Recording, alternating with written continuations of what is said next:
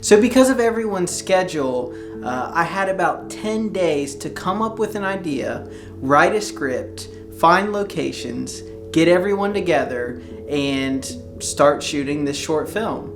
I asked the producer what locations he had available to him, and he showed me multiple locations that we could film at, and so I basically came up with a script and wrote an idea based around the different locations that we had access to. So I knew we had an old house. I knew we had the attic of a newer house that we could film in. I knew that we had access to a property that had burnt down in a fire that we could actually go in and film. And so what you see on screen, besides the visual effects of the smoke and fire, was actually what that location looked like. So once the script was done and locations were set, we got some casting videos in, and I picked some talent to be in the short film. We filmed over the course of 2 days, but during filming you'll see that there's a little boy that talks to someone in a TV, and we actually had that set up in the house. There was a camera downstairs in a hallway that we ran a cable up to the TV that fed the signal to the TV, so the boy and the man in the TV could actually communicate with each other and give lines back and forth. So everything that you see with the TV is a practical effect that we just enhanced a little bit with a little visual effects and touching up around the edges.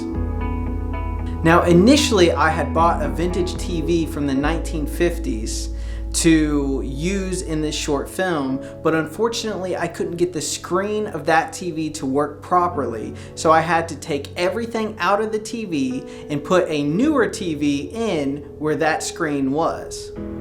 You'll also see that when the fuse goes off at the end of the short film, that was a practical effect, and we really did that, and we almost burnt down the house. And I couldn't have done this short film without the amazing group of people that all came together and donated their time and energy to make this thing happen. And most importantly, I just want to thank Grant Peelle, the producer on this project, and James Pizarro from Red Bicycle Media that came and donated all the gear to make this project possible.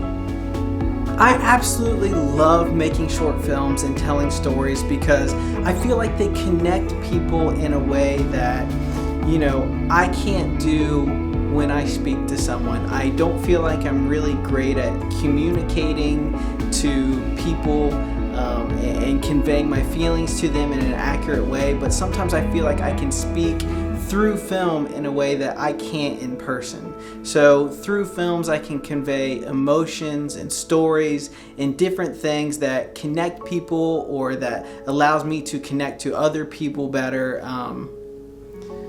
I just think film in general is a very, very powerful tool for bringing people together.